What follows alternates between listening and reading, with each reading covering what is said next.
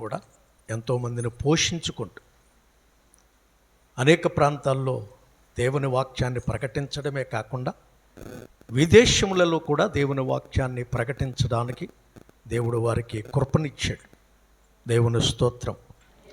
అలాంటి దైవజనులు మన ప్రాంతములు అడుగుపెట్టుట మన ప్రాంతానికి ఎంతో ఆశీర్వాదం. మరి ఇంచుమించు 35 సంవత్సరాల ఈ పరిచర్యలో ఎంతోమంది దైవ సేవకులు ఈ ప్రాంతాలన్నింటిని తొక్కి వెళుతూ ఉన్నారు. ఎందుకంటే స్వార్థికుని పాదములు పర్వతముల మీద సుందరములు వంటివి. ఎంతోమంది దైవజనుల యొక్క ప్రార్థనలు, వారి వాక్యాలు ఇవన్నీ ఇక్కడ విత్తి వెళ్ళుట వలన మన పరిచర్య అంచెలంచెలుగా విస్తరించబడుతుంది అని చెప్పడానికి మరి సందేహం లేకుండా చెప్తున్నాను. మరి ఈరోజు మన పేపర్లో మొట్టమొదటి పేరుగా ప్రకటించిన ప్రియులు సోన్రాజయ్య గారు ఈ రాత్రి ఈ మారుమూల ప్రాంతానికి రావడం అనేది నిజంగా వారిలో మన మీద దేవుడు పెట్టిన ప్రేమని నేను ఒకసారి మీకు జ్ఞాపకం చేస్తూ మరి వచ్చిన ఈ సమయాన్ని మనం వ్యర్థము చేయకుండా దేవుని వాక్యమును వినడానికి నేరుగా వెళదాం. కాబట్టి శ్రద్ధగా వినండి, ఎవరు లేవద్దు. వాక్యం వినే వరకు సెల్ ఫోన్లు ఆఫ్ చేయండి. సెల్ ఫోన్ స్విచ్లు ఆఫ్ చేయండి. మీ దగ్గర ఉన్న సెల్ ఫోన్ స్విచ్లు ఎవరు డిస్టర్బ్ చేయడానికి లేదు. వాక్యము వినేంత వరకు కూడా ఎవరు లేచి బయటికి వెళ్ళకూడదు, లోపలికి రాకూడదు. ఈ డిస్టర్బెన్స్ అనేది అస్సలు కుదరదు. కాబట్టి సెల్ ఫోన్లు ఉంటే స్విచ్లు ఆఫ్ చేయండి, లేకపోతే సైలెంట్లో పెట్టుకోండి. శ్రద్ధగా వాక్యం వినడానికి మన మనస్సులను మన శరీరములను దేవుని సన్నిధిలో ప్రతిష్ఠింపచేద్దాం. కనుక ప్రియులు సోన్రాజయ్య గారు మన మధ్యకి రావడం చాలా సంతోషం. వారు వచ్చి దైవవర్తమానం అందించవలసిందిగా ప్రేమతో వారిని నేను ఆహ్వానిస్తున్నాను. చప్పలగొడదాం.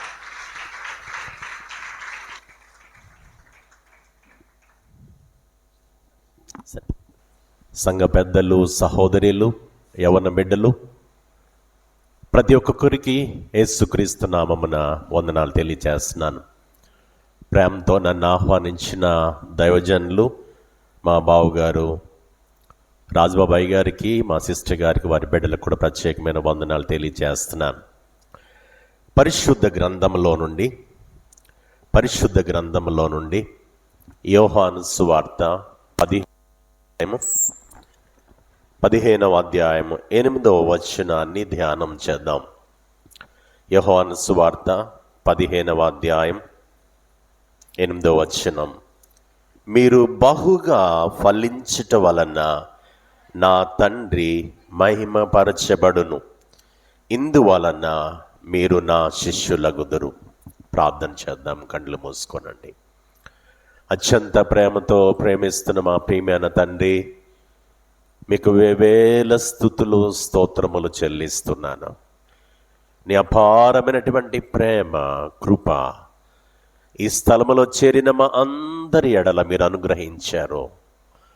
దైవజనుని హృదయంలో కలుగు చేసినటువంటి ఒక మంచి ఆలోచన, సంఘము ఆత్మీయమైన మేలుల చేత నింపబడాలి, ఒక ఆలోచనతో ఈ ప్రత్యేకమైన కూడికలు ఏర్పాటు చేసి ఉండగా ఈ రాత్రి ఏ అర్హత లేనటువంటి నన్ను మీరు ప్రేమించారు. నాకు నీ ఆశీర్వాదం పొందే భాగ్యం ఇచ్చారు. ఈ బిడ్డలతో కలిసి, దైవజనుని కుటుంబంతో కలిసి మీ నామమును స్తుతించే భాగ్యం ఇచ్చారు. ఏమిచ్చినా మీ రుణం తీర్చలేము. ఈ రాత్రి తలలు వంచిన ప్రతి బిడ్డను మీ చేతులకు అప్పగిస్తున్నాను. అంధకార శక్తులను, అపవాది క్రియలను లయపరిచి నీ పరిశుద్ధాత్మాభిషేకముతో ఈ స్థలమంతయు నింపుమని మీకే అప్పగించుకుంటూ నీ బోరగా నన్ను వాడుకొనుమని జీవము కలిగిన యేసుక్రీస్తు నామమున అడుగుచున్నాం తండ్రి. ఆమేన్, ఆమేన్. నేను 1994లో పొంగుటూరు అనేటువంటి ఒక ఊరు వచ్చాం. తణుకు నుంచి సేవ కోసం వచ్చాం. పారిపోదాం అనుకున్నాను. ఎక్కడి నుంచి? పొంగుటూరు నుంచి పారిపోదాం అనుకున్నాను. ఎందుకంటే పట్టణంలో పెరిగాను కనుక ఆ వాతావరణం ఈ వాతావరణానికి ఏమాత్రం సూటబుల్ కాలేదు. ఒక 5-6 నెలల తర్వాత మా బావగారిని దర్శించడానికి వచ్చాను. ఈ ఊరు కిచ్చప్పగూడెం వచ్చాను. అప్పుడు దేవుడు నాకు లెసన్ నేర్పించాడు. ఈయన ఎంత లోపలుండి సేవ చేస్తున్నాడే. నేను ఎక్కడున్నాను? పొంగుటూరు అంటే మెయిన్ రోడ్లో ఉన్నాను. 24 గంటలు నాకు ట్రాన్స్పోర్టేషన్ ఫెసిలిటీ ఉంది. అప్పుడు I learn lesson. Me pastor గారి దగ్గర ఒక లెసన్ నేర్చుకున్నాను. అంటే దేవుని యొక్క పిలుపు ఎక్కడికి ఆయన పంపిస్తాడో, ఎక్కడ ఆయన ఏర్పరచుకుంటాడో ఆ స్థలములో ఉండి పరిచర్య చేయుట అది ఆశీర్వాదకరమని నేను నమ్మాను. దేవునికి స్తోత్రం. హల్లెలూయా. మరి ఈ మారుమూల గ్రామాల్లో వారి తల్లిదండ్రులు, దైవజన్ యొక్క తమ్ముళ్ళు, వారి కుటుంబీకులు, దైవజెండాలు వీరందరూ పడుచున్నటువంటి ప్రయాసకు ప్రతిఫలం ఆస్తి ఎవరు అంటే మీరే. ఎవరు? మీ పాస్టర్ గారు ఆస్తి ఎవరు? మీరు ఇలాగన్నాను కదని మా బంగారం గిని పట్టిపోతాడు ఈయన మా పాస్టర్ గారు అనుకోకండి. మీ బంగారం పట్టుకెళ్ళరు, మీ పొలం పట్టుకెళ్ళరు, ఏం పట్టుకెళ్ళరు. పరలోక రాజ్యములో యేసు ప్రభు ముందు నిలబడినప్పుడు ఆయన వెనక మీరందరూ వెళ్తారు. హల్లెలూయా. అది ఆత్మ సంబంధమైనటువంటి ఫలాలు కనుక ఈ రాత్రి కొద్ది సమయం నేను 40 నిమిషాలు టైం పెట్టుకున్నాను. వాక్యాన్ని ధ్యానం చేద్దాం. యేసు ప్రభువులో 3 లక్షణాలు ఉన్నాయి. మొదట ఆయన ప్రేమ కలిగిన వాడు, రెండవది ఆయన పరిశుద్ధుడు, మూడవది ఆయన సర్వాంతర్యామి. మొదటిది ఏంటి? ప్రేమ కలిగిన వాడు, రెండవది చెప్పాలి పరిశుద్ధుడు, మూడవది సర్వాంతర్యామి. ప్రపంచములో మీరు ఎక్కడికి వెళ్ళినా, ఏ మూలకి వెళ్ళినా, ఏ గదిలోనికి వెళ్ళినా, ఎక్కడికి వెళ్ళి మీరు దేవునికి విజ్ఞాపన చేసినట్లయితే ఆయన మీ ప్రార్థన ఆలకిస్తాడు. ఆయన నా ప్రార్థన ఆలకిస్తాడు. ఆయన మన ప్రార్థనకు ఆయన జవాబిస్తాడు. ఈ సృష్టికర్త ఆయన తన ప్రేమను వెల్లడి చేస్తున్నాడు. ఆయన కృపని స్థలములో చేరిన ప్రతి ఒక్కొక్కరి ఎడల ఆయన అనుగ్రహిస్తూ ఉన్నాడు. తల్లిదండ్రులు పిల్లల గురించి ఏం కోరుకుంటారు అనంటే, మా కొడుకు యుక్త వయసుకు వచ్చి బాగా చదువుకొని మా కుమార్తె ఉద్యోగాలు చేయాలి, మంచి భవిష్యత్తులో ఉండాలి. ప్రతి తల్లిదండ్రులు కోరుకునేది. ఒకవేళ ఎవరైనా ఏ కొడుకైనా కూతురైనా సోమరోళ్ళగా తిరుగుతున్నారనుకోండి, తల్లిదండ్రులకి ఎంత సంతోషం? సంతోషం అంటారా? తండ్రులు చెప్పండి. ఇక్కడ మీ పిల్లలు ఏ పనికి వెళ్లకుండా, చదువు లేకుండా రోడ్లంట తిరుగుతూ ఉంటే తల్లిదండ్రులకు సంతోషమా? సంతోషం ఉండదు. తల్లిదండ్రులు ఎప్పుడు ఏం కోరుకుంటారంటే, శరీర సంబంధమైన తల్లిదండ్రులమైన మనము ఏం కోరుకుంటామంటే, మన బిడ్డలు దీవించబడాలి, మన బిడ్డలు ఆశీర్వదించబడాలి. అలాగనే సృష్టికర్త అయినటువంటి దేవుడు, నిన్ను రూపించినటువంటి దేవుడు దేనితోటి నిన్ను రూపించాడు? మంటితో నిర్మాణం చేశాడు. దేవుడు తన యొక్క జీవాత్మను మనలోనికి అనుగ్రహించాడు. అంటే నిన్ను నన్ను కూడా ఆయన పోలికగా చేశాడు. హల్లెలూయా. ఏ పోలిక? జీవం కలిగిన దేవుని పోలికగా నిన్ను నన్ను నిర్మాణం చేశాడు. నీలో ఆయన జీవాత్మను అనుగ్రహించాడు. ఆయన తన ప్రేమను వెల్లడి చేస్తున్నారు. ఆయన సత్య సువార్తను మీరు విని అంగీకరించారు. ఆయన రక్తములో మీ పాపములను కడిగి శుద్ధి చేసుకున్నారు.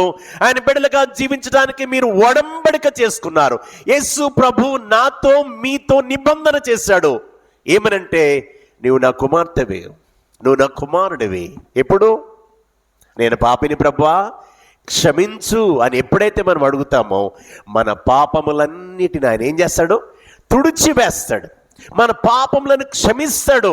మనల్ని విమోచించి ఆయన బిడ్డలుగా స్వీకరించి ఆయన ఏం కోరుకుంటున్నాడు అంటే, మీరు బహుగా ఫలించాలి. ఎలా ఫలించాలి? బహుగా ఫలించాలి. కొంతమంది చదువు అయిన తర్వాత ఉద్యోగం వచ్చే వరకు ప్రార్థనకు వస్తారు, ఉద్యోగం తర్వాత ప్రార్థనకు రారు. కొంతమంది యుక్త వయసులకు వచ్చిన తర్వాత తల్లిదండ్రులు చెప్తూ ఉంటారు, మా అబ్బాయి కోసం ప్రార్థన చేయండి, పెండ్లి అవ్వలేదు, మా అమ్మాయి కోసం ప్రార్థన చేయండి, పెండ్లి అవ్వలేదు. పెళ్ళి అయిన తర్వాత మళ్ళీ కనబడరు. అంటే యేసు ప్రభువుని నీ అవసరత కొరకు వాడుకోనే స్థితి నీలో ఉండకూడదు. నీ అక్కర్ల కొరకు వాడుకోకు. భూ సంబంధమైన నీ రోగాల కొరకో, నీ సమస్యల కొరకో నువ్వు వాడుకోవద్దు. యేసు ప్రభు నీ రోగాలు, నీ బాధలు, కష్టాలు తీరుస్తాడు ఆయన. ఆయన ఏం కోరుకుంటున్నాడు? మొదట నా నీతిని, నా రాజ్యమును వెదకండి, అప్పుడు అవన్నీ మీకు ఏమన్నాడు ఆయన? మొదట. ఇది దేవుని పిల్లలుగా మనం విశ్వాసం ఉంచాం, మనం నమ్మాం. యేసు ప్రభు రక్షకుడని, ఆయన నా పాపముల కొరకు చనిపోయి తిరిగి లేచాడని నేను నమ్మాను. ఆయన రక్తంలో నా పాపములను కడిగి శుద్ధి చేశాడు. ఆయన కుమారుడుగా నన్ను స్వీకరించాడు. నీవును కూడా ఈ రాత్రి వేళ అంగీకరించి ఉన్నావు గనక నీలో నుండి ఏం కోరుకుంటున్నాడు? నువ్వేం కోరుకుంటున్నావు? ఈ భూ సంబంధమైన వాటిని గనక నీవు కోరుకుంటూ ఉంటే దేవుడు నీ జీవిత పరిస్థితులను మార్చగలడు. నీ జీవితంలో ఆశ్చర్య కార్యములను జరిగిస్తాడు. ఎప్పుడో తెలుసా? మొదట ఆయన నీతిని, ఆయన రాజ్యమును వెదకండి, అప్పుడు అవన్నీ మీకు అనుగ్రహింపబడు. మనం చాలాసార్లు ఆందోళన పడిపోతామంట. అరే రేపేమీ లేవు, అది లేదు, ఇది లేదు అని మనం చాలా గాబర పడిపోతా ఉంటా. ప్రభు అన్నాడు, ఆకాశ పక్షులను చూడండి. ఏమన్నాడు ఆయన? ఎంత చక్కని ఉదాహరణ చెప్పాడో. నేను ప్రయాణం వెళ్తూ ఉంటే తాడేపల్లి కూడా ప్రకాశపాలెం దాటిన తర్వాత చాలా కోతులు రోడ్డు ప్రక్కన ఉంటాయి. ఎవరు పోషిస్తున్నారు వాటిని? నేను చాలా లెసన్ నేర్చుకుంటూ ఉంటాను వాటిని చూసి. అయ్యో, దేవుడు ఎంత కృప కలిగిన వాడు. ఈ సృష్టిలో ఉన్నటువంటి జంతువులు పోషిస్తున్నాడు. అనేక మంది పండ్లు అక్కడ పెట్టి వెళ్తున్నారు. లారీల మీద నుంచి పడిపోయేటువంటి పప్పులు తింటూ అవి బ్రతుకుతున్నాయి రోడ్డు ప్రక్కనే. అందుకే దేవుడు నీకు నాకు లెసన్ చెప్తున్నాడు. ఎవరిని చూపించాడు? ఆకాశ పక్షులను చూడండి, అవి విత్తవు, కోయవు, కొట్లలో కూర్చుకొనవు, మీరు వాటికంటే శ్రేష్ఠులు కారా అన్నాడు. హల్లెలూయా. వేటికంటే? సృష్టిలో ఉన్నటువంటి జంతువుల కంటే, పక్షుల కంటే నీవు నేను శ్రేష్టమైన స్థితిని మనకు కలుగు చేశాడు. కారణం ఏంటో తెలుసా? నీవు నేను కూడా ఆయన పోలిక. హల్లెలూయా. ఎవరి పోలిక? దేవుని పోలిక అంటారు కదా. ఈడు అచ్చం వాళ్ళ అమ్మ పోలికరా అంటారు కదా. కొడుకునే ఏమంటారు? అమ్మ పోలిక అంటారు. కూతుర్ని ఏమంటారు? వీళ్ళు నాన్న పోలికరా అంటారు. మా అమ్మాయిని చూసి అంత మీ పోలికనని అంటూ ఉంటారు. నడక మీదేనని అంటూ ఉంటారు. అంటే ఏంటివి? పోలిక. శరీర సంబంధమైన ఒక వంశములో వచ్చేటువంటి పోలికలు. కానీ సృష్టిలో దేవుడు నిన్ను నన్ను ఆయన పోలికతో నిర్మాణం చేశాడు. హల్లెలూయా. అందుకని చెప్పాడు, సృష్టి అంతటిని మీకు అధికారం ఇస్తున్నాను, ఏలండి అన్నాడు. సృష్టికర్త నేను. కర్తను మర్చిపోయి సృష్టిని పూజించకండి అన్నాడు. ఓకే, ఒక ఎగ్జాంపుల్ మిమ్మల్ని అడుగుతాను. మీలో ఎవరైనా ఒక 5 ఎకరాల పొలం మీ నాన్నోళ్ళు అమ్మోళ్ళు ఎవరిని ఇచ్చారా? బాబు ఎవరు ఉన్నారా పొలం ఇచ్చిన వాళ్ళు? ఈ ఊర్లో ఎవరు లేరా? మీరు ఇక్కడ ఉన్న వాళ్ళు ఎవరు లేరా? 2 ఎకరాలు ఇచ్చారా ఎవరన్నా? మీకు ఎవరిని ఇచ్చారా? మీ అమ్మ మీ నాన్నోళ్ళు పొలాలు ఇవ్వలేదా? బంగారం ఇచ్చారా? బంగారం కూడా ఇవ్వలేదా? పెళ్లి చేసేటప్పుడు బంగారం ఇస్తారు కదా, ఇవ్వలేదా? ఓకే, ఇల్లు కట్టించారా? కొడుకులు చెప్పండి, ఇల్లు కట్టించారా? మీ అమ్మ నాన్నోళ్ళు ఇల్లు కట్టిస్తారు. ఎందుకని? తల్లిదండ్రుల ప్రేమ. పెళ్ళయిన తర్వాత మీ అమ్మ నాన్న బయటికి గంటే, నీకు పెళ్ళయింది కదా, నీకు రెక్కలు వచ్చాయి కదా, అమ్మతో పని లేదు, నాన్నతో పని లేదు కదా, ఇంకా వాళ్ళతో పని మనకేంటి? చాలామంది ప్రస్తుత దినాల్లో అవివేకము, అజ్ఞానముతో పిల్లలు చేసే పని ఇదే.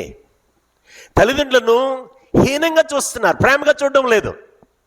ఏమండి, ఒక తల్లి చెప్తుంది, తల్లి వేదన చెప్తుంది. 3 ఎకరాలు రాసిచ్చింది. ఆ కొడుకు ఎప్పుడు కూడా అమ్మ అని పిలవడట, అమ్మ అని పిలవడట, తిన్నావా అని కూడా పలకరించడట. ఆ తల్లి రోదన నేను చూసి చాలా వేదన పడ్డాను. అయ్యో, 9 మాసాలు పెంచానండి, కన్నానండి, పెంచానండి, పెద్దవాడిని చేశాను, పెండ్లయిందండి, ఇలా మారిపోయాడండి. మీరు ఏదో అనుకుంటున్నారు. నీవు నేను కూడా సృష్టికర్త అయిన దేవుని మీద కూడా అదే తిరుగుబాటు చేస్తున్నాం. మనం కూడా అటువంటి తిరుగుబాటు చేస్తున్నాం. జాగ్రత్త. ఎన్నో సందర్భాల్లో ఆయన ఉద్దేశము, ఆయన ప్రణాళిక మన జీవితంలో నెరవేర్చబడాలని ఆయన కోరుకుంటూ ఉంటే, ఈ భూమి మీద నువ్వు ఫలించాలని, ఈ భూమి మీద నువ్వు ఆశీర్వదించబడాలని ఆయన కోరుకుంటూ ఉంటే, ఎన్నో సందర్భాల్లో ప్రభువుని ప్రక్కన పెట్టేస్తున్నారు, ప్రభువుని విడిచిపెట్టేస్తున్నారు. ఆయన విడిచి, ఆయన మార్గాన్ని విడిచి మీ సొంత నిర్ణయాలు, సొంత ఆలోచనలతో వెళ్ళిపోతున్నారు. చాలామంది ఆదివారం ప్రార్థనకు వస్తారు, ఫంక్షన్కి వెళ్తే యేసుప్రభు బిడ్డగా మాత్రం కనబడ్డరు. యేసు ప్రభుని ప్రక్కన పెట్టేస్తున్నారు చాలా మంది. తండ్రి ప్రేమ ఎటువంటిది, తండ్రి ఆలోచన ఎటువంటిది? మీరు ఫలించుట వలన, ఏమన్నాడు చదవండి వాక్యం, మీరు ఫలించుట వలన ఏం జరుగుతుందట?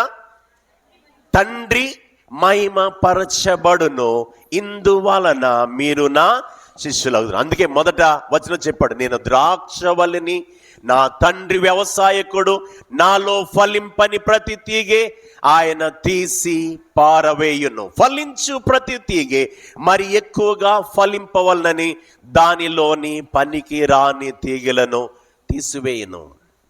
ఇప్పుడు నీవు కేవలము భూ సంబంధమైన అవసరతల కొరకే యేసు ప్రభు నమ్ముకుంటే అవసరత లేదు, రాకండి. వాటి కోసమైతే యేసు ప్రభు దగ్గరికి రాకండి. నా పాపములను క్షమించే మహోన్నతుడైన, నా పాపముల కొరకు యాగముగా బలిగా అర్పించబడినటువంటి నా గొప్ప విమోచకుడు అని నువ్వు నమ్మితే యేసయ్య దగ్గరికి రా. పరలోక రాజ్యము నిత్య జీవం ఇచ్చేటువంటి పరమ తండ్రి అని నువ్వు నమ్మితే యేసయ్య దగ్గరికి రా. దీనిలో ఎవ్వరి బలవంతం లేదు. వాక్యము ద్వారా ఆయన మనకి హెచ్చరిక చేస్తున్నాడు. ఎవరిని బలవంతం చేయవలసిన పని లేదు. చాలా మంది అంటున్నారు, వీళ్ళందరినీ మతంలో తీసుకువెళ్ళిపోతున్నారండి అంటున్నారు. మీరెవరిని మతం పుచ్చుకున్నారా ఇందులో? అమ్మా, మీరెవరిని మతం పుచ్చుకున్నారా? చెప్పండి. ఇది మతం కాదు, ఇది యేసుప్రభు ఏమన్నాడు? మార్గము, సత్యము, జీవం. ఇది మతం కాదు. పరలోక రాజ్య సంబంధమైన సిద్ధపాటుది. ఆత్మ సంబంధమైనటువంటి ఫలములు ఫలించే ఒక అవకాశాన్ని నీ దాసుని ద్వారా దేవుడు కలుగు చేస్తున్నాడు. అందుకనే దేవుని ఉద్దేశం ఏమిటనంటే, మీరు ఫలించుట వలన, ఎలా ఫలించాలన్నాడు? బహుగా ఫలించుట వలన నీ తండ్రి మహిమపరచబడును. శరీర సంబంధమైనటువంటి నీ పిల్లలు ఫలించినప్పుడు తల్లిదండ్రులు ఎంత సంతోషిస్తారో, అలాగనే ఆత్మీయమైనటువంటి ఫలాలు నువ్వు ఫలించాలి. న్యాయాధిపతుల గ్రంథము 9వ అధ్యాయము 11వ వచనంలో ఒక మాట చూద్దాం. న్యాయాధిపతుల గ్రంథం, మీకు ఎవరికైనా వెంటనే తీస్తే నాకు సహాయం చేయండి. 9వ అధ్యాయం 11వ వచనం. అంజూరపు చెట్టు చదవమ్మా. చెట్ల మీద రాజునై ఉండి ఇటు అటు ఊగుటకు నా మాధుర్యమును, నా మంచి ఫలములను నేను ఇయ్యక మానుదునా అని వాటితో అనెను. ఒకరోజు చెట్లన్నీ కలిసి అంజూరపు చెట్టు దగ్గరికి వెళ్ళాయట. మా మీద నువ్వు రాజుగా ఉండాలి అని అడిగాయంట. ఏమడుగుతానంట? మా మీద నువ్వు రాజుగా ఉండాలి. అప్పుడు అంజూరపు చెట్లన్నిటినీ వచ్చినాయి కదా, మూకమ్మడిగా వచ్చినాయి అంట అన్నీ కలిసి. ఇప్పుడు అంజూరపు చెట్టు మిగతా చెట్లన్నిటితో మాట్లాడుతుంది. మీరు అర్థం చేసుకోవాలి, ఆ అంజూరపు చెట్టు ఎవరు అంటే నీవు నేనే. ఎవరు? ఆ అంజూరపు చెట్టు ఎవరు అంటే నీవు నేను అన్నది కదా. నా మాధుర్యమును, చదవాలి మీరు, నా మాధుర్యమును, నా మంచి ఫలములను నేను ఇయ్యక, ఏంటంట? మాధుర్యమును, మంచి ఫలాలు. ఇప్పుడు అంజూరపు చెట్టు నీవే, ఆ అంజూరపు చెట్టు నేనే. ఇప్పుడు యేసు రక్తములో కడగబడిన జీవము కలిగిన దేవుని కుమారుడిగా, దేవుని కుమార్తెగా నీలో నుండి, నాలో నుండి మాధుర్యమైన, దేవునికి మహిమకరమైన జీవితం, దేవుని పరిశుద్ధత, దేవుని నీతి, దేవుని యథార్థత మనము కలిగి జీవించాలి అని సెలవిస్తున్నమాట. మాధుర్యమును, మంచి ఫలములో. అంజూరపు చెట్టు ఏం మాట్లాడుతుంది? అరే మంచి అవకాశం వచ్చింది, నేను రాజుగా ఉంటాను అని చెప్పలేదు. సృష్టిలో దానికి ఒక ప్రత్యేకతనిచ్చాడు. మిగిలినటువంటి చెట్లన్నిటిలో ఒక ప్రత్యేకతను అంజూరపు చెట్టుకి ఇచ్చాడు. ఆ విలువను అంజూరపు చెట్టు గుర్తించగలిగింది. సృష్టిలో నిన్ను ఒక ప్రత్యేకమైన రీతిలో దేవుడు నిన్ను సృష్టించాడు. సృష్టిలో నీ జీవితం ఎంత విలువైందో, సృష్టిలో నీ కుటుంబం ఎంత విలువైందో, సృష్టిలో నీ భర్త ఎంత విలువైన వాడు, నీ భార్య ఎంత విలువైనది, నీ బిడ్డలు ఎంత విలువైన వారు. ఎప్పుడైనా ఆలోచన చేశారా? సృష్టిలో మిగతా చెట్లన్నిటికంటే దీనికి ఒక ప్రత్యేకతను దేవుడు ఇచ్చాడు. అది గుర్తించగలిగింది. ఈ రాత్రి నువ్వు గుర్తించాలి, నన్ను ఒక ప్రత్యేకమైన స్థితిలో దేవుడు ఉంచాడు, నన్ను ఆశీర్వదించాడు. ఆయన నా పాపములను కడిగి శుద్ధి చేశాడు. మునుపు దూరస్థులమైన మనలను దేవుడు సమీపస్తులుగా చేశాడు. ఇప్పుడు నేను ఆయన కుమార్తెగా బ్రతకాలి. ఎలాగునా? మాధుర్యమును మంచి ఫలములనిచ్చేటువంటి స్థితిలో నేను ఉండాలి. ఎంత గొప్ప మాట! నీ జీవితం యొక్క విలువను నువ్వు అర్థం చేసుకోకపోతే, నీ జీవితము దేవుని దృష్టిలో, దేవుని చిత్తములో నీ కుటుంబం ఎంత విలువైందో అర్థం చేసుకోకపోతే నువ్వు దేవునికి మహిమకరంగా జీవించలేవు. నీ రక్షణ జీవితంలో నువ్వు ఫలించలేవు. నీ రక్షణ వల్ల నీకేం ప్రయోజనం ఉండదు. ఆదివారం వచ్చి కనబడి వెళ్ళిపోతే ఏం ప్రయోజనం ఉండదు. సమయానికి రాకుండా ఏదో వెళుతున్నామంటే ఆదివారం ఆ కానుకలు వేసే టైంకి అలా వచ్చి కనబడి వెళ్ళిపోతే ఏం ప్రయోజనం ఉండదు. యేసుక్రీస్తు ప్రభు వారు కానుకలు పెట్టి దగ్గర కూర్చున్నాడు, దేవాలయంలో నిలబడి గమనిస్తూ ఉన్నాడు, అందరినీ చూస్తున్నాడు. ధనవంతులు అనేక మంది వచ్చారు, వారికి కలిగిన దానిలోనే తీసి కానుకలు వేసి వెళ్ళిపోతున్నారు. కానుకలు వేయటం అయిపోయింది. యేసు ప్రభు వారు ఒక ప్రకటన చేశాడు. ఈ దీనురాలు ఉందే, ఈ విధవరాలు మీకు అందరికంటే ఎక్కువ ఇచ్చింది అన్నాడు. ఆమె జీవనం అంతా ఇచ్చేసింది అన్నాడు. బహుశా 50,000 ఇచ్చిన వాళ్ళు కష్టం వచ్చి ఉండొచ్చు, కోపం వచ్చి ఉండొచ్చు. కానీ యేసు ప్రభు మొహమాటం లేనివాడు గనుక ఆమె జీవనమంతా ఇచ్చేసిందంట. హల్లెలూయా! ఏమిచ్చిందంట? జీవనమంతయు. ఎంత అద్భుతమైన విశ్వాసం! అంటే మంచి ఫలములు ఫలించుట అనగా మన జీవితంలో మొట్టమొదట ప్రార్థనలో ఫలించాలి. ఎందులో? ప్రార్థనలో. ప్రతి గృహములో ప్రార్థన బలిపీఠం ఉండాలి. ప్రార్థన బలిపీఠం లేని గృహాల్లో చీకటి ఏళ్తుంది, దేవుని వెలుగు ఉండదు. ఎక్కడ ప్రార్థన ఉంటుందో అక్కడ చీకటికి అవకాశం లేదు. ఎక్కడ ప్రార్థన బలిపీఠమో, ఏ స్త్రీ పురుషుడు తన బిడ్డలు కలిసి దేవుని ఆరాధిస్తారో, దేవుని స్తుతిస్తారో, ఆ గృహమంతా వెలుగుతో నింపబడుతుంది. రక్షణ సునాది గీతాలు దేవుని సన్నిధికి వెళ్ళిపోతాయి. దేవునికి స్తోత్రం చెప్పండి. హల్లెలూయా! ఇప్పుడు మీకు సమయం లేదు, మీ భర్త ఫోన్లో ఉంటున్నాడు, మీరు ఫోన్లో ఉంటున్నారు, మీ అబ్బాయి ఒక ఫోను, మీ అమ్మాయి ఒక ఫోను, తల్లిదండ్రులు మాట్లాడడానికి టైం లేదు, పిల్లలు తల్లిదండ్రులు మాట్లాడడానికి టైం లేదు, ప్రార్థనకు టైం లేదు, వాక్యానికి టైం లేదు. నామకార్థమైన భక్తి అయిపోయింది, ప్రజలను మెప్పించే భక్తి అయిపోయింది. నువ్వు దేవుని మోసం చేస్తున్నావు, జాగ్రత్త. దేవుని మోసం చేస్తున్నావు, జాగ్రత్త. నీ ఎడల దేవునికి ఒక ప్రణాళిక ఉంది.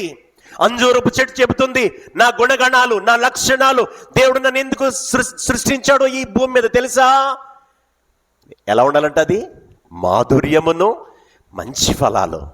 ఈ రాత్రి దేవుని సన్నిధికి వచ్చావంటే సరదాగా రాలేదు, నువ్వు అనుకోకుండా రాలేదు. నేను దేవుని సన్నిధికి వచ్చాను, పిలువబడ్డాను అనంటే దేవుడు నన్ను దీవించడానికి తోడుకొని వచ్చాడు. మీ ద్వారా, మీ సహవాసము ద్వారా నన్ను ఆస్వాదించడానికి రాత్రి నాకు తరుణం ఇచ్చాడు. దేవుని బిడ్డలారా, నీ జీవితం, నా జీవితం ఎట్లా ఉండాలంటే మాధుర్యముగా ఉండాలి. మాధుర్యం అంటే రుచికరమైనదిగా ఉండాలి. నీ నోటి మాటలో మార్పు రావాలి, నీ క్రియల్లో మార్పు రావాలి, నీ నడవడికలో మార్పు రావాలి, ప్రార్థనలో ఫలించాలి, విశ్వాసంలో ఫలించాలి, దేవునికి ఇచ్చుటలో ఫలించాలి. దేవుని యొక్క సన్నిధిలో జరిగేటువంటి ప్రతి కార్యక్రమానికి కూడా మీరు ఎప్పుడు జ్ఞాపకం చేసుకోవాలి, విశ్వాస జీవితం ఏదనగా నేను ముందుండాలనాలి. అర్థమవుతుందా? సంఘాల్లో ఎవరైనా బొట్టెట్టాలి, మీటింగ్కి ఎంత ఇస్తామమ్మా, ఆవిడ 1000 ఇస్తానంది, ఆవిడకి ఏముంది, 4 ఉన్నారు ఇంట్లో పనిచేసే వాళ్ళు అంటారు, కొంతమంది అంటారు కదా.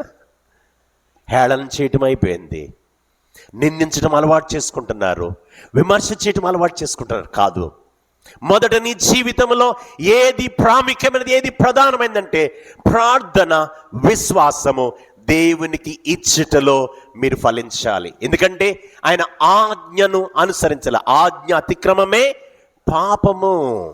ఆజ్ఞ అతిక్రమమే పాపము. ఏమండి, మీ ప్రథమ ఫలము దేవుని సన్నిధికి రావాలి, మీ దశమ భాగములు దేవుని సన్నిధికి రావాలి.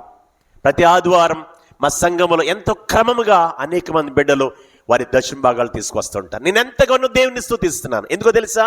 30 సంవత్సరాలు పడ్డాం ప్రయాస. ఎన్ని సంవత్సరాలు? 30 years. ఇప్పుడు చూస్తున్నాం కోత, పంటను చూస్తున్నాం. దేవుడు ఏం కోరుకుంటున్నాడు? I'm not talking about money. నేను డబ్బుని గురించి మాట్లాడలేదు, విశ్వాసం గురించి మాట్లాడుతున్నాను. నువ్వు వాక్యానికి లోబడుతున్నావో లేదో మాట్లాడుతున్నాడు ప్రభు. దేవుని యొక్క సన్నిధిలో నువ్వు ఫలించాలి. నీ మాధుర్యం, మాధుర్యం అంటే మాధుర్యం అంటే కొంతమంది మంచి సెంట్ కొట్టుకుని వెళ్తారు కదా, వాళ్ళు మన ప్రక్కన నడుస్తుంటే మంచి వాసన వస్తుంది కదా.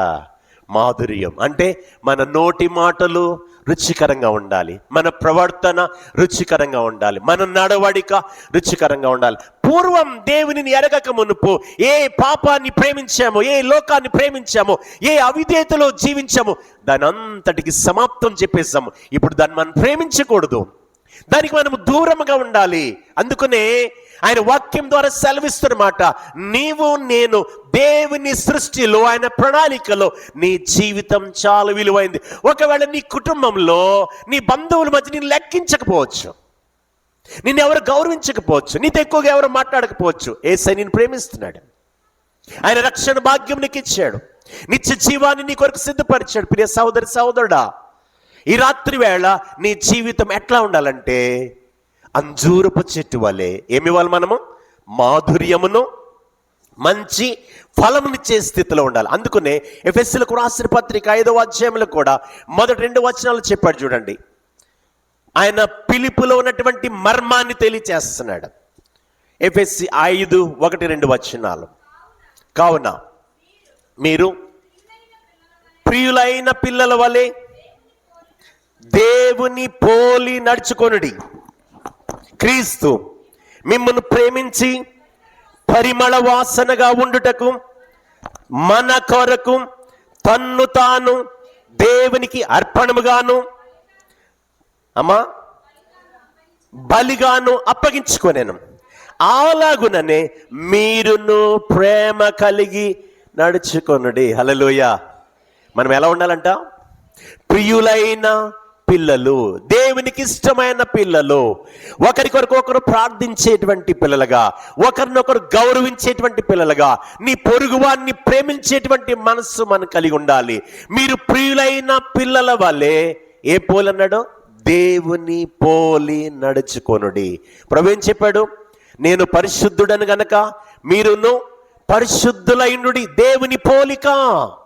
మీకు మొట్టమొదటి జ్ఞాపకం చేశాను, నీవు నేను దేవుని పోలిక. మనలో ఉన్న జీవాత్మ అంటే ఆయన జీవాత్మను మనలోనికి అనుగ్రహించాడు. ఇప్పుడు మనం మాట్లాడగలుగుతున్నాం, మనం సంతోషించగలుగుతున్నాం, దేవుణ్ణి స్తుతించగలుగుతున్నాం. సహోదరుడా, ప్రియ సహోదరి, మనము ఎలా ఉండాలంట? దేవుని పోలిక. ఆలోచన చేయండి, ఆలోచన చేయండి. అద్దం ముందు నిలబడితే మన ముఖం కనిపిస్తుంది, ఏమైనా డాగులుంటే కాళ్ళు కనిపిస్తాయి. ముఖంలో ఎలా ఉంది, అందంగా ఉన్నానా లేదా మనల్ని మనం బయలుపెడుతూ ఉంటుంది. ఈ గ్రంథం ఉందే, ఇది మన జీవితమును స్కాన్ చేసి చూపిస్తుంది. ఇది పరిశుద్ధమైన బైబిల్ గ్రంథం. ఈ గ్రంథములో సత్యం ఉంది, ఈ గ్రంథములో పరిశుద్ధత ఉంది, ఈ గ్రంథములో ప్రేమ ఉంది, పవిత్రత ఉంది.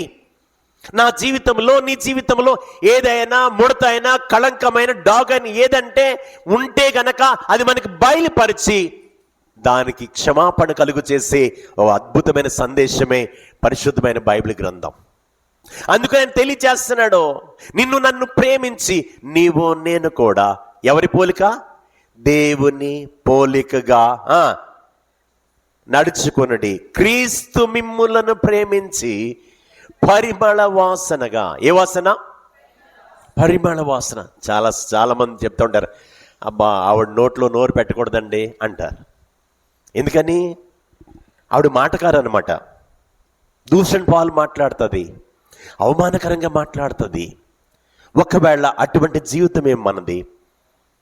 యేసు రక్తములు కడగబడిన తర్వాత మన జీవితం మార్చబడాలి.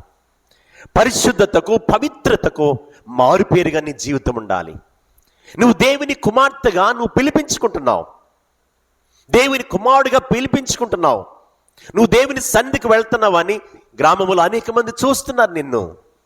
ఇప్పుడు నీ జీవితం ఎలా ఉండాలంటే పరిమళ వాసనగా ఉండాలి. ఏ వాసన? పరిమళ వాసనగా ఉండాలి. మీ ప్రక్కింటి వాళ్ళు అందరితో మీరు మాట్లాడతారా? మీ ఇరుగు పొరుగు వారితో మాట్లాడతారా? గొడవలకు వెళ్తూ ఉంటారా? వెళ్ళకండి, సాక్ష్యం చెడిపోతుంది. నీ విశ్వాస జీవితం భ్రష్టత్వంలోకి వెళ్ళిపోతావు. నీ జీవిత సాక్ష్యం సరి లేకపోతే నీ ప్రక్కన ఉన్నటువంటి సహోదరి రక్షణ పొందలేదు. మన జీవితము సాక్ష్యము సరిగా ఉంటేనే మన పొరుగు వారిని ప్రభు యొద్దకు నడిపించగలం. మతములోనికి రమ్మని కాదు, మార్గమై ఉన్న యేసులోనికి రమ్మని నువ్వు ఆహ్వానించగలవు. అందుకనే మన యొక్క ప్రవర్తన, మన నోటి మాటలో ఏమై ఉండాలి? పరిమళ వాసనగా ఉండాలి. లూకా సువార్త 13వ అధ్యాయం 6వ వచనం.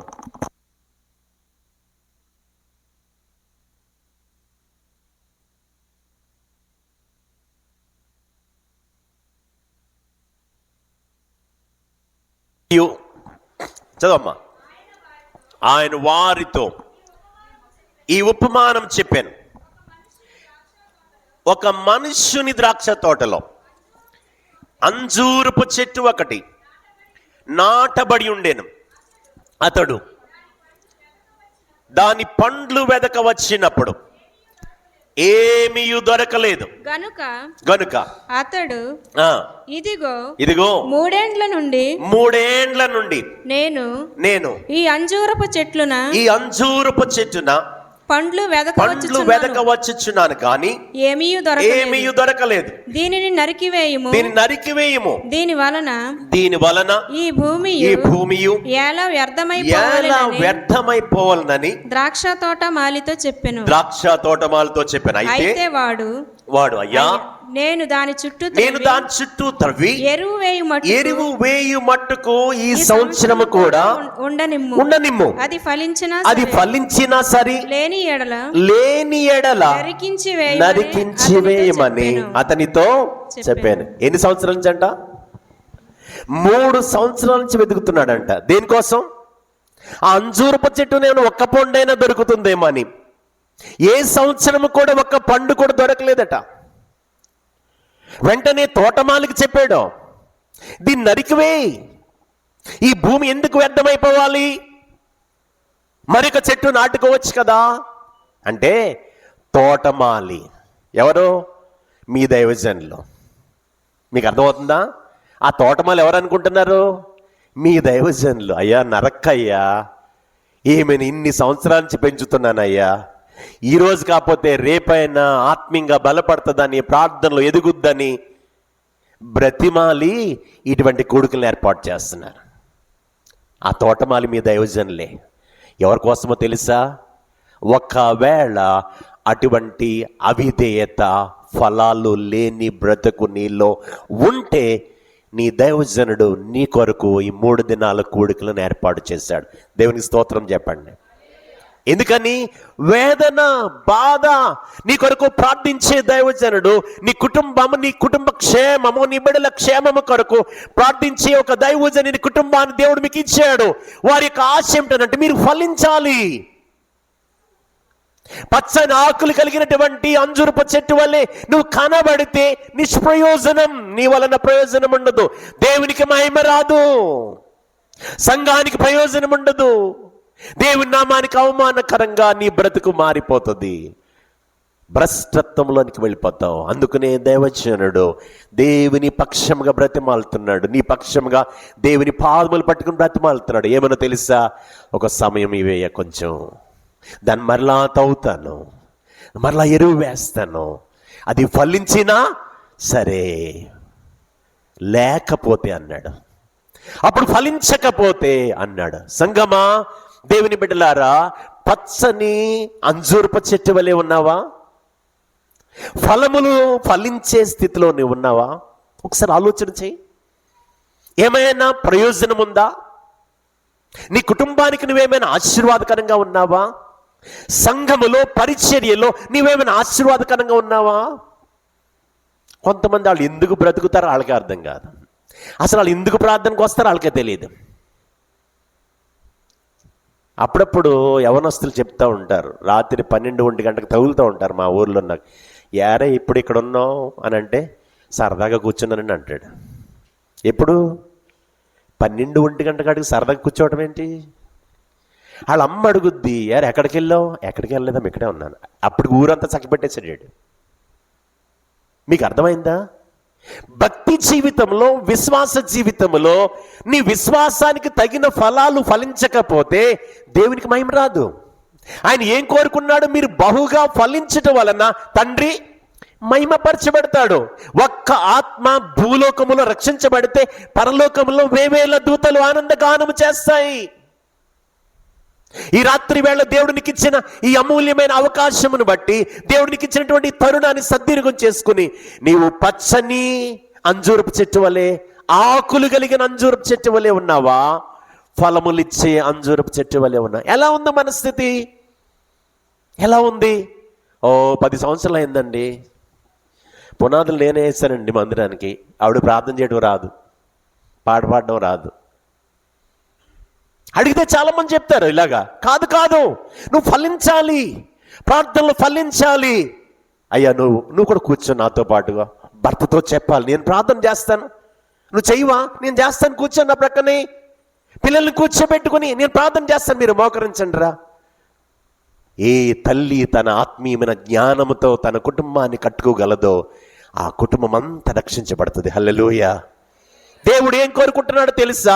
నీవు నేను పచ్చని ఆకులు కలిగిన అంజూరపు చెట్టు వలె ఉంటే ప్రయోజనం ఉండదు. అందుకనే అక్కడే లోకాసువార్తలోని 6వ అధ్యాయము 43-44 వచనాలు చూడండి.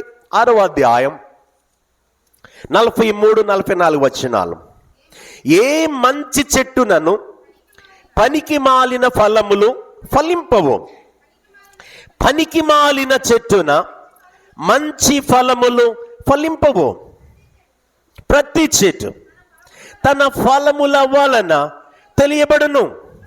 ముండ్ల పొదలలో అంజూరపు పండ్లు ఏరుకొనరు, కోరింద పొదలో ద్రాక్ష పండ్లు కోయరు. దేవుని బిడ్డలారా, ఆయన వాక్యం ద్వారా సెలవిస్తున్నమాట. ఏ మంచి చెట్టున పనికి మాలిన ఫలములు ఫలింపవు. నువ్వే చెట్టువి? ఫలములిచ్చే అంజూరపు చెట్టువా? ఆ అంజూరపు చెట్టు చెప్తుంది కదా, నా మాధుర్యమును నా ఫలములను ఈట మాని మీ మీద రాజుగా ఉంటానా? దేవుడు నిన్ను ప్రేమిస్తున్నాడు. నీ నోటి మాటల ద్వారా, నీ క్రియల ద్వారా, నీ నడవడిక ద్వారా నీలో ఫలాలు కనిపించాలి, నీలో ఫలాలు కావాలి. మత్తయి సువార్త 12వ అధ్యాయం 37వ వచనం. మత్తయి సువార్త 12వ అధ్యాయం 37వ వచనం. నీ మాటలను బట్టియే నీతిమంతుడు అని తీర్పు నొందుదువు, నీ మాటలను బట్టియే అపరాధివని తీర్పు నొందుతువు. నీ క్రియలను బట్టియే, నీ మాటలను బట్టియే. మా సంఘములో అనేక మంది విశ్వాసులను బట్టి నేను ఎంతగానో దేవుని స్తుతిస్తాను. ఎందుకో తెలుసా? ఒకానొక దినమున వారు దేవునికి దూరస్తులై ఉన్నారు. పరిచర్యలు వారి సహకారం ఉండేది కాదు. దేవునికి ఇచ్చటలో చాలా దూరంగా ఉండేవారు. ఈరోజు వారి విశ్వాసంలో బలపడ్డారు. దేవుడు వారికి ఇచ్చిన ప్రతి ఈవీల్లో దశమ భాగం తీసుకొని వచ్చి దేవునికి ఇస్తారు. నీ క్రియలను బట్టియే, ఏమన్నాడు ఆయన? నీ మాటలను బట్టియే ఏమని? నీతిమంతుడు అని. అబ్రహాము దేవునిని నమ్మెను, అది అతనికి నీతిగా ఎంచబడెను. అబ్రహాము ఏం చేశాడంట? ఎవరు నమ్మాడంట? దేవునిని నమ్మెను, అది అతనికి నీతిగా ఎంచబడెను. యేసు ప్రభు పరిశుద్ధుడని, ప్రేమ కలిగిన వాడని, ఆయన సర్వాంతర్యామి నువ్వు నమ్మితే అది నీకు నీతి. ఆయన నా కోసం యాగముగా బలిగా అర్పించబడ్డాడు నువ్వు నమ్మితే అది నీతి. ఈ భూమి మీద మానవుని పాప విమోచన కొరకు ఎవరు కలువరి సిలువలో ఏ మనుష్యుడు కూడా ప్రాణత్యాగం చేయలేదు. యేసు ప్రభు ఒక్కరే కలువరి సిలువలో యాగముగా బలిగా అర్పించబడ్డారు. నీ మాటలను బట్టియే అంటే, వింటున్నారా? చాలా జాగ్రత్తగా వినాలి. నీ మాటలు, నీ క్రియలు, నీ నడవడికను బట్టియే నువ్వు జీవము కలిగిన దేవుని కుమారుడవో దేవుని కుమార్తెవో సాక్ష్యం. నీ క్రియల ద్వారా, మందిరములో నువ్వు చేసే పరిచర్య ద్వారా, నీ మాటలే, నీ క్రియలే, నీ నడవడికే. వెళ్దాంలే, చాలామంది అలా అనుకుంటారు. అది తప్పు. దేవుని వాక్యానుసారమైన భక్తి కాదది. మీకు ఒక సమయం ప్రకటించినప్పుడు సమయానికంటే ముందుండాలా, సమయానికంటే ముందు ఉండాలి. అది నీ క్రియ. దాని వలన ఆయన మెచ్చుకుంటాడు. ఎవరు? యేసయ్య మెచ్చుకుంటాడు. ప్రజలు మెచ్చుకుని భక్తి చేయకండి. ఎవరు మెచ్చుకుని భక్తి? ప్రజలు మెచ్చుకుని భక్తి చేయకండి. పాస్టర్ గారు మెచ్చుకుని భక్తి చేయకండి. ప్రభువు మెచ్చుకుని భక్తి చేయండి. గుర్తుపెట్టుకోండి. అందుకే చెప్తున్నాడు ఆయన, నీ మాటలను బట్టియే నీతిమంతుడు అని అనిపించుకుందువు. రెండో మాట చెప్పాడు, నీ మాటలను బట్టియే అపరాధివి. నోరు మంచిదైతే ఊరు మంచిది అవుతుందంట. మీకు బాగా తెలిసి సామెత. మన శరీర భాగాల్లో నాలుక బహు చిన్నదట. ఏమండి? నాలుక ఎటువంటిదంట? అవయవములన్నిటిలో బహు చిన్నది, కానీ బహుగా అదిరిపడుతుందంట. అది అర్థమైందా? అంటే ఏంటి? మాట ఇలా విన్న వెంటనే నోరు స్పందించేస్తుందండి. ఎంత ఫాస్ట్ తెలుసా మీకు? ఈ నాలుక నువ్వు అదుపులో పెట్టుకోలేదా, విశ్వాస భ్రష్టత్వంలోనికి వెళ్ళిపోతావు. ఈ నాలుక నువ్వు అదుపులో పెట్టుకున్నావా, విశ్వాస విజయముగా నీ బ్రతుకు ముందుకు వెళ్ళిపోద్ది. హల్లెలూయా. అది బహు చిన్నది, కానీ ఏం చేద్దంటే అది నీ పరువు తీసేద్ది, నీ విలువను పోగొడుతుంది. అదే నాలుక, అదే మాట నీకు ఘనతను తీసుకుని వస్తుంది. హల్లెలూయా. అందుకే ఇందాక చెప్పాను కదా, ఆమె విధవరాలు. ఆమె ఏమిచ్చిందంట? ఆమె జీవనమంతయు ఏమిచ్చిందంట? ప్రభు చెప్పాడు కదా, ఒక గిన్నెడు చన్నీళ్ళు ఇస్తే యేసు ప్రభు పేరట పరలోక రాజ్యములో ముద్రించబడుతుంది. ఏమండి? ఎకరాలు ఇచ్చినా, బంగారాలు ఇచ్చినా, వృద్ధాప్యంలోనికి వచ్చేటప్పటికి అమ్మా నాన్ని పక్కన పెట్టేస్తున్నారు. మా ఊర్లో ఇద్దరు కొడుకులు ఈ పక్కన బిల్డింగ్ కట్టారు, ఆ పక్కన బిల్డింగ్ కట్టారు. ఇద్దరు కొడుకులు తల్లిదండ్రులు కట్టేసి ఇచ్చారు, పెళ్ళిళ్ళు చేసేసారు. ఆ ఇద్దరు కొడుకులు కలిసి ఈ రెండు బిల్డింగ్ల మధ్య ఓ రేక్ షెడ్ వేశారు. ఎవరికి? కొంచెం చెప్తే బాగుంటుంది నాకు. వాళ్ళ అమ్మ నాన్నకి. ఆ రేక్ షెడ్ ఎంత ఉంది తెలుసా? మనం నిలబడితే కుదరదు, ఒంగోవాలి. పొలం కూడా ఇచ్చారు, భవనాలు కూడా కట్టించి ఇచ్చారు. ఇప్పుడు తల్లిదండ్రులు సంతోషంగా ఉన్నారంటారా? మీ దృష్టిలో చెప్పండి. ఉంటారా? పిల్లల్ని బట్టి వాళ్ళ కన్నీరు, వాళ్ళ దుఃఖం చూడలేకపోయాం. ప్రియ దేవుని బిడ్డలారా, నీ క్రియలను బట్టి ఏ దేవునికి మహిమ, నీ నడవడికను బట్టి ఏ దేవునికి మహిమ. చూడండి, 2వ రాజులు 20వ అధ్యాయం 7వ వచనం. నేను ముగింపులోనికి వచ్చాను. 2వ రాజులు 20వ అధ్యాయం 7వ వచనం.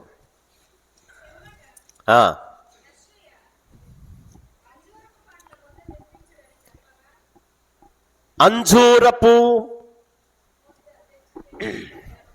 చదువమ్మా.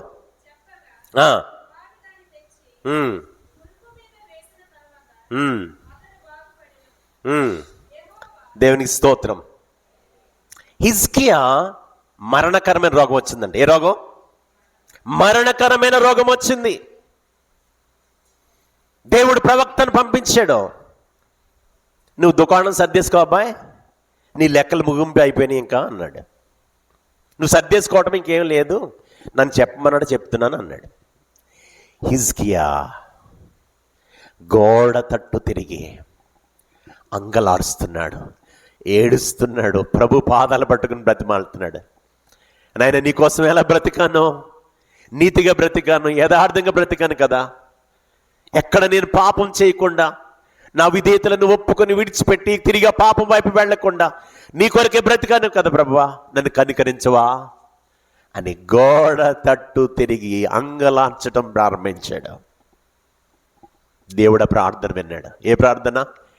కన్నీటి ప్రార్థన. ఒక మహారాజు దేవుడు చెప్పిన వెంటనే రాజుకు ఆలోచన వచ్చేలే, హాస్పిటల్కి వెళ్దాం, పెద్ద హాస్పిటల్కి వెళ్దాం అని రావాలి. లేదు లేదు, ఎందుకంటే హిజ్కియా రాజు దేవుని యందు భయభక్తులు కలిగిన వాడు గనక తన ప్రాణము, తన జీవితము ఎవని చేతిలో ఉన్నదో ఆ దేవునికి మొరపెట్టడం ప్రారంభించాడు, అంగలార్చడం ప్రారంభించాడు. తిరిగి ప్రవక్తను పంపించాడు. దేవుడు నీ ప్రార్థన విన్నాడు, నీ అంగలార్పు విన్నాడు, నీ కన్నీటిని చూశాడు, నీకు 15 సంవత్సరాల ఆయుష్కాలం ఇచ్చాడు. దేవునికి స్తోత్రం. ప్రవక్త చెప్తున్నాడు ఏమని? అంజూరపు పండ్ల ముద్ద తెప్పించడని చెప్పగా వారు దాన్ని తెచ్చి కురుపు మీద వేసిన తర్వాత అతడు బాగుపడెను. అంజూరపు పండ్లు ముద్ద తెచ్చి కురుపు మీద వేస్తే ఆ గాయం ఏమైందంట? బాగుపడెను, బ్రతికెను, స్వస్థపరచబడెను. తిరిగి ఎంతకాలం? 15 సంవత్సరాలు. యేసు రక్తములో కడగబడిన ప్రియ సహోదరుడా, ప్రియ సహోదరి, యవన బిడ్డలారా, నీవు అనేకులను బాగు చేసే అంజూరపు పండ్ల వలె ఉండాలి. అనేకమైన కుటుంబాలను కట్టగలిగిన అంజూరపు పండు వలె నీ ఉండాలి, నేను ఉండాలి. కుటుంబాలను విచ్ఛిన్నం చేయకూడదు. కుటుంబాల్లో కలతలు తీసుకురాకూడదు. స్నేహితుల మధ్య, బంధువుల మధ్య కలతలు తీసుకురాకూడదు. వారి మీద వీరి మీద ఏదో అభండాలు వేసి మనం మాట్లాడకూడదు. దేవుని బిడ్డలకు అది తగదు. నీ జీవితం, నా జీవితం ఎట్లా ఉండాలంటే అంజూరపు పండ్లను ఆ ముద్ద తీసుకుని వచ్చి ఆ గాయముపై వేసిన వెంటనే ఆ గాయమంతా కట్టబడింది. హల్లెలూయా. యేసయ్య నిన్ను ప్రేమిస్తున్నాడు. పగిలిన గుండెలను బాగు చేసే ఒక అద్భుతమైన శక్తిని దేవుడికి ఇచ్చాడు. అనేక మంది గాయాలను కట్టగలిగినటువంటి అద్భుతమైన శక్తిని దేవుడికి ఇచ్చాడు. ఈ రాత్రి నీకు ఒక అవకాశం ఇస్తున్నాడు. అదేంటో తెలుసా? పాపముతో, అపరాధముల చేత మనశ్శాంతి లేక, అశాంతి, అసమాధానంతో అనేకమైనటువంటి కుటుంబాలు నీ కనులు ఎదుట కనబడుతున్నాయి. వాళ్ళందరూ నశించిపోతున్నారు. యేసయ్య నిన్ను ప్రేమించి నిన్ను ఏ స్థితిలోనికి తీసుకుని వచ్చాడంటే నువ్వు బాగు చేయగలిగిన ఒక అంజూరపు పండు వలె నిన్ను ఏర్పరచుకున్నాడు. నీ జీవితం దేవుని దృష్టిలో విలువైనది. నీ కుటుంబం దేవుని దృష్టిలో విలువైంది. ఈ రాత్రి ఆ తండ్రికి మహిమ కలగాలంటే నీవు నేను కూడా ఆ అంజూరపు పండ్ల ముద్ద హిజ్కియా రాజు ఆ గాయముని ఎలా కట్టిందో నీ సహోదరి లేక నీ సహోదరుడు, నీ బంధువులు, నీ పిల్లలు, నీ భర్త, నీ భార్య ఒకవేళ వాళ్ళు నశించిపోతున్నారేమో, వాళ్ళు దేవుని రాజ్యానికి దూరంగా ఉన్నారేమో, పగిలిపోయిన స్థితిలో దుఃఖము, వేదన, కన్నీటితో ఎవరికి చెప్పలేనటువంటి బాధలు ఉన్నారేమో, నువ్వు వెళ్ళి పరామర్శించు. వారి కోసం ప్రార్థన చేయి, వారితో సంభాషణ చేయి. వారి తప్పులు ఎత్తి చూపించకు. ఎందుకో తెలుసా? దేవుడు అట్టి శక్తిని నీకు ఇచ్చాడు. నీ నోటి మాట ద్వారా దేవుడు అద్భుతాలు చేస్తాడు. నీ యొక్క విశ్వాసము ద్వారా నీ జీవితంలో ఆశ్చర్య కార్యాలు జరిగిస్తాడు. నీ జీవిత పరిస్థితులను, నీ కుటుంబ పరిస్థితులను మార్చగలిగిన దేవుడే ప్రభు అయిన యేసుక్రీస్తు. కళ్ళు మూసుకోండి, ప్రార్థన చేస్తాను. కళ్ళు మూసుకోండి, ఎవరు కళ్ళు తెరవకండి. ఒక్క నిమిషం మీ అంతరంగంలోనికి చూడండి. దేవుని దృష్టిలో నీ జీవితం ఎంత విలువైందో.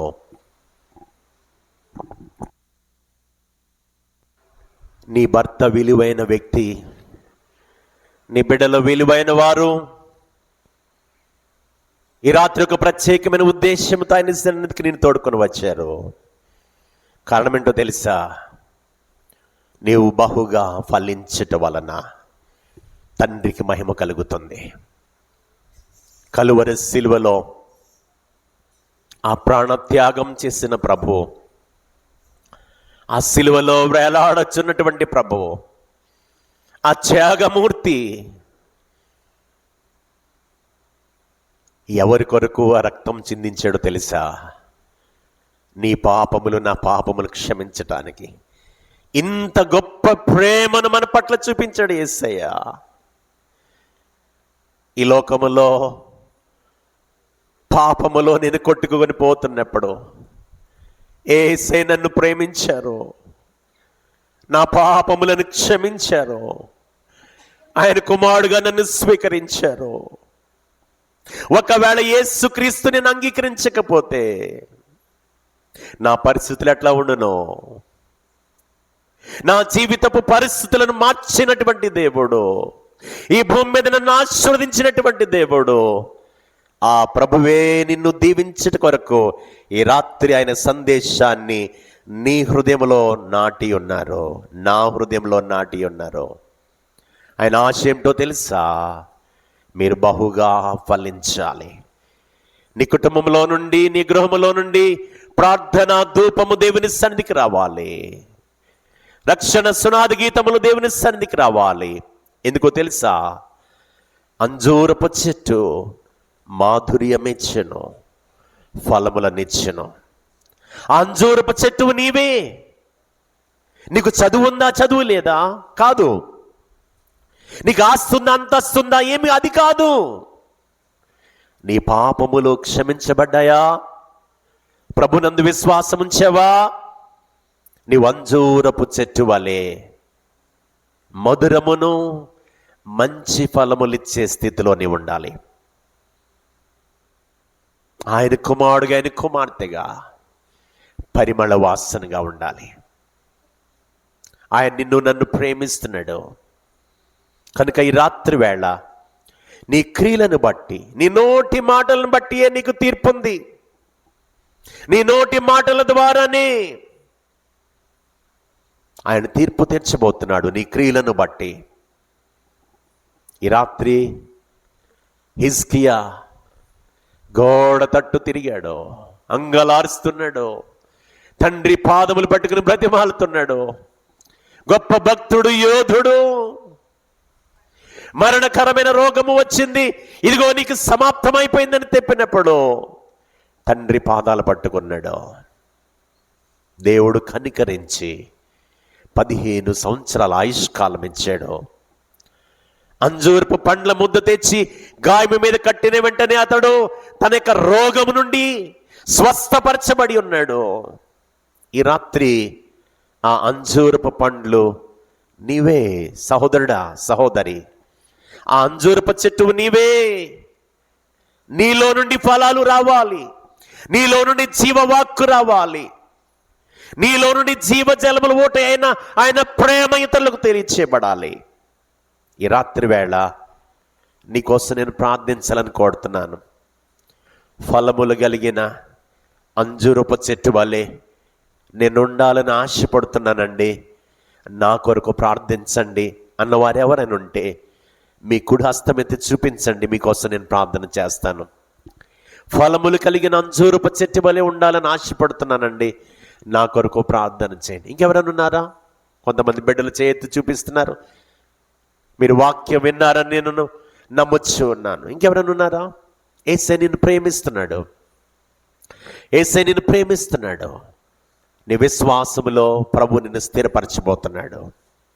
ప్రభువుతో చేసిన ఒడంబడిక నీ జీవితంలో ప్రభువు నెరవేర్చునుగాక. ఆమేన్. శాశ్వతమైన ప్రేమతో ప్రేమిస్తున్న ప్రియమైన తండ్రి, ఈ రాత్రి నా ఎడల, మా ఎడల మీరు చూపిన కృపను బట్టి, ప్రేమను బట్టి, దయను బట్టి, కనికరమును బట్టి మీకు వందనాలు చెల్లిస్తున్నానయ్యా. ఏమిచ్చినా మీ రుణం తీర్చలేనయ్యా. నువ్వెంత ప్రేమ కలిగిన దేవుడో ప్రభువా. అయోగ్యుడైన నన్ను ప్రేమించారో, నీ కుమారుడిగా స్వీకరించారు. యోగ్యమైనటువంటి స్థితిలో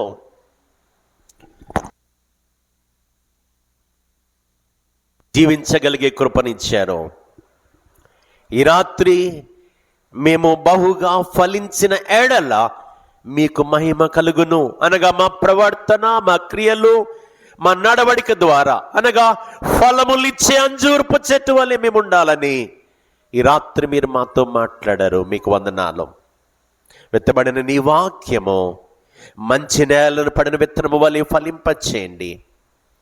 బిడ్డల హృదయాల్లో స్థిరమైన విశ్వాసంలోనికి నడిపించండి.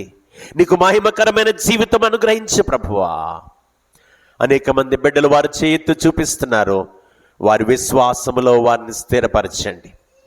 ఇదిగో నీ దాసులు, దైవజనులు, రాజబాబాయి గారు, సిస్టర్ గారు, వారి బిడ్డలను బట్టి మీకు వందనములు చెల్లిస్తూ రేపు రాత్రి జరుగుతున్న కోడికలోనికి ఇంకా అనేకులను తోడుకొని వచ్చి ఈ సంఘం యొక్క సరిహద్దులు విశాలపరిచి అనేక మందిని రక్షణ కలుగు చేసే అద్భుతమైన ఆశీర్వాదకరమైన సంఘముగా, ప్రార్థించే సంఘముగా, ప్రకటించే సంఘముగా నీ దీవెనలతో నింపమని ఇంతవరకు మీరు చేసిన సహాయం కొరకు వందనములు చెల్లించుకుంటూ ఈ సమయంలో దీన సేవకునిగా నా కుటుంబానికి పరిచర్యకు నీ దీవెనలు దయచేయండి. ఈ గ్రామంలో నివసిస్తున్న ప్రతి కుటుంబాన్ని దీవించమని మీకే అప్పగించుకుంటూ జీవము కలిగిన యేసుక్రీస్తు నామమున అడుగుచున్నాం తండ్రి. ఆమేన్, ఆమేన్, ఆమేన్. అందరికీ వందనాలండి. క్రీస్తు రక్తములో కడగబడి పరిశుద్ధమైన జీవితమును జీవిస్తున్న ప్రతి వ్యక్తి కూడా ఫలించే వ్యక్తిగా ఉండాలి.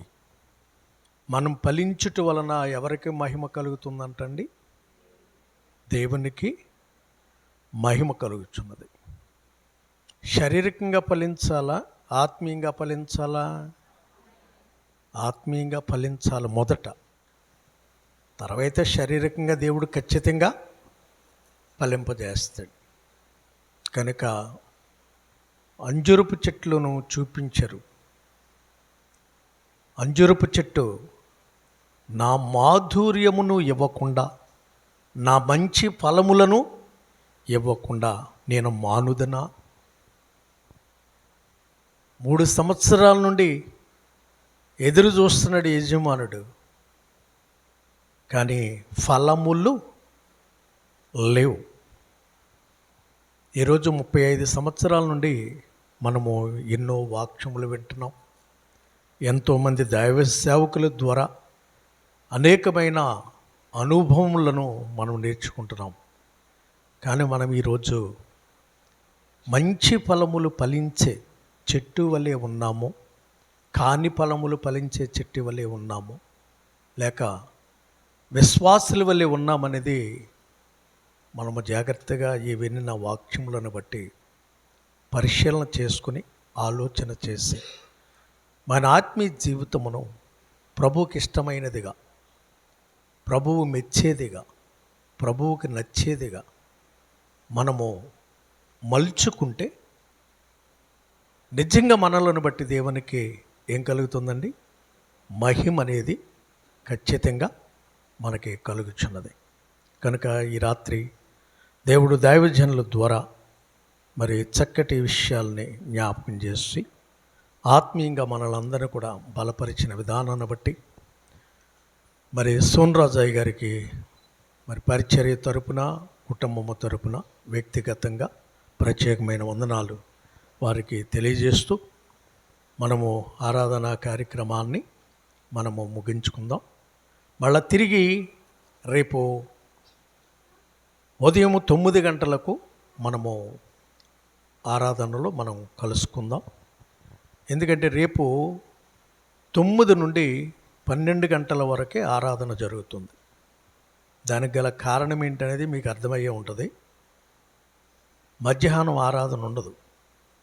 అంకాయలగూడెంలో మరి సుజాత వాళ్ళు పాప మ్యాచ్యూర్ ఫంక్షన్ జరుగుతుంది కాబట్టి, మన గ్రామానికి సంబంధించిన అమ్మాయి కాబట్టి ప్రతి వారు కూడా అక్కడికి వెళ్ళాలి. కనుక మధ్యాహ్నం ఆరాధన ఆప్ చేస్తున్నాం. మళ్ళా తిరిగి రేపు రాత్రి 7 గంటలకు మనము కలుసుకోవాలి. కాబట్టి ఎవరు తొందరపడి వెళ్ళిపోకండి. అర్థమైందా? తొందరపడి వెళ్ళిపోకండి. ఎందుకంటే మీ కొరకే మిమ్మల్ని దృష్టిలో పెట్టుకుని ఆ మధ్యాహ్నం పూట ఆరాధనని ఆప్ చేస్తున్నాం. అందువలన 9 గంటల నుండి 12 గంటల వరకు ఆరాధన జరుగుతుంది. ప్రతి వారు ఉదయం 9 గంటలకు మరి దేవుడిచ్చిన మందిర ఆవరణములోనికి వచ్చి మళ్ళా ప్రభువులతో సహవాసము చేసి ఈ ఆరాధన కార్యక్రమంలో మరి అనేకమైన విషయాలు నేర్చుకోవడానికి ప్రార్థనాపూర్వకంగా సిద్ధపడి ప్రతి వారు రావాలి అని ప్రేమతో మనవి చేస్తూ అందరూ తలలు వంచి కన్నులు మూసుకున్నట్లయితే మరి ముగింపు కొరకు అమ్మగారు ప్రార్థన చేస్తారు. నేను దీవెనలు ఇస్తాను. అంతటితో ఆరాధనని ముగించేసుకుందాం. స్తోత్రము నాయన. మమ్మలను మిక్కులుగా ప్రేమించిన మా యేసు ప్రభువా, నీ ఘనమైన నామానికి స్తుతులు స్తోత్రాలు చెల్లించుకుంటున్నాం తండ్రి. నాయన ఉపవాస కూడికలు, నాయన మొదటి దినములో రెండో కూడికలో మమ్మలను ప్రవేశపెట్టి ప్రభువా, నాయన నీ సన్నిధిలో చేరి తండ్రి నీ నామాన్ని స్తుతించి మహిమపరిచి గణపరచడానికి ప్రభువా, నీవిచ్చిన కృపను బట్టి నీకు వేల కొలదిగా స్తోత్రాలు చెల్లించుకుంటున్నాం తండ్రి. నాయన ఈ రాత్రి రెండో కూడికలో నానిదిగో ప్రభువా, నీ దాసులను నాయన మా మధ్యకి నడిపించి ప్రభువా, నీ దివ్యమైన సందేశంను తండ్రి నీ వినిపించటానికి, మీరు మాతో మాట్లాడటానికి తండ్రి నీవిచ్చిన కృపను బట్టి నీకు వందనాలు, స్తోత్రాలు, స్తుతులు చెల్లించుకుంటున్నాను ప్రభువా. నీ వాక్యమును నాయన మా కడుపు నిండా భుజించటానికి ప్రభువా నువ్వు కృపనిచ్చావు తండ్రి, నీకు వందనాలు ప్రభువా. వట్టు పాత్రలు వచ్చాము నాయన, నిండు పాత్రలుగా నీ వాక్యంతో నింపునందుకు నీకు వేల కొలదిగా కృతజ్ఞతాస్తుతులు మేము చెల్లించుకుంటున్నాం తండ్రి, నీకు వందనాలు. నాయన వాక్యం చెప్పిన నీ దాస్తులను, వారి కుటుంబాన్ని, వారి పరిచర్యను, వారు కలిగిన సమస్తాన్ని ప్రభువా మీరు సమృద్ధిగా దీవించి మీ ఆశీర్వాదాలతో నింపమని నీ పాదాలట్టు బ్రతిమాలుకుంటున్నాను, సహాయం దయచేయండి దేవ. ఎన్న వాక్యాన్ని ప్రభువా బిడ్డల హృదయంలో దాచుకుని తండ్రి వాక్యమును నాయన ప్రతి దినము ప్రతిరోజు నాయన నీ వాక్యమును నెమరవేసుకుంటూ ప్రభువా నీ కొరకు జీవించే కృప, అనేకమైన ఫలములు ఫలించే భాగ్యము బిడ్డలకు దయచేయమని తండ్రి నీ పాదాలట్టు బ్రతిమాలుకుంటున్నాను, సహాయం దయచేయండి దేవా. కూడి వచ్చిన బిడ్డలందరినీ ప్రభువా పేరు పేరు చెప్పి నీ కృపగల హస్తాలకు అప్పగించుకుంటున్నానయ్యా. ప్రతి ఒక్క బిడ్డని, ప్రతి ఒక్క కుటుంబాన్ని మీరు దీవించి మీ ఆశీర్వాదాలతో నింపి మహిమ పొందమని నీ పాదాలట్టు బ్రతిమాలుకుంటున్నానయ్యా. ఈ రాత్రి నాయన గృహములకు వెళ్ళుచున్నారు, దీవించి పంపించండి, మంచి నిద్ర దయచే ప్రభువా. మరల ఉదయకాల సమయం లేచి నిన్ను స్తుతించి కృప దయచేయమని నీ పాదాలట్టు బ్రతిమాలుకుంటున్నాను తండ్రి. ఇంకా మా ముందు నాయన 2 దినములు ఉన్నాయి తండ్రి.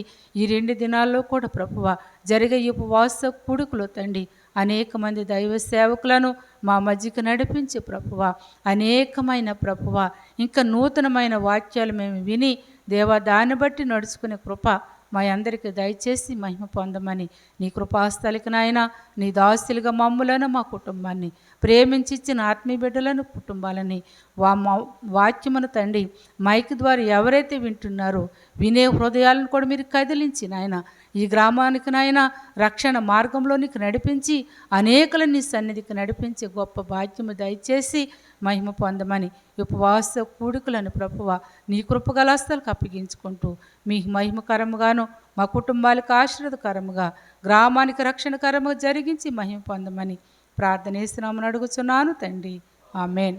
పరిశుద్ధుడా వందనాలు తండ్రి. ఈ రాత్రి నాయన ఇదిగో తండ్రి నీ సేవకులను ప్రేమించి చక్కటి ఆతిథ్యాన్ని ఏర్పాటు చేసిన నాయన పిలుపు సుశీల కుటుంబము కొరకు, నాయన సుధా జాన్ డేవిస్ కుటుంబముల కొరకు, మౌనిక కుటుంబము కొరకు ప్రత్యేకంగా సన్నిధిలో ప్రార్థిస్తున్నాం. బిడ్డలు నాయన ఎంతో ప్రేమతో నాయన వారు ఏర్పాటు చేసిన నాయన ఇదిగో తండ్రి ఆతిథ్యములను బట్టి నీకు కృతజ్ఞతాస్తుతులు చెల్లిస్తూ బిడ్డలు నాయన నీ సన్నిధికి ఎంతైతే నాయన ఖర్చు చేస్తారో నాయన వారు ప్రయాసపడిన ప్రయాస, వారు ఖర్చు చేసిన నాయన సమస్తమును నూరంతలుగా ఫలింపచేసి ఆశీర్వదించి వారి కుటుంబాల్లో సమృద్ధిని దయచేయమని యేసు శ్రేష్టమైన నామములో ఈ ప్రార్థన అడిగి వేడుకుంటున్నాము తండ్రి, ఆమేన్. మన తండ్రి అయిన దేవుని ప్రేమయు, ప్రభు అయిన యేసు క్రీస్తు కృపయు, పరిశుద్ధాత్మ దేవుని యొక్క నిండు ఆశీర్వాదములు, ఫలభరితమైన జీవితములు ఈ రాత్రి వినిన వాక్యమును బట్టి మాకును మా ఆత్మీయ జీవితములకు సదాకాలము నీ ఆత్మ తోడై ఉండును గాక, ఆమేన్. అందరికీ వందనాలమ్మా.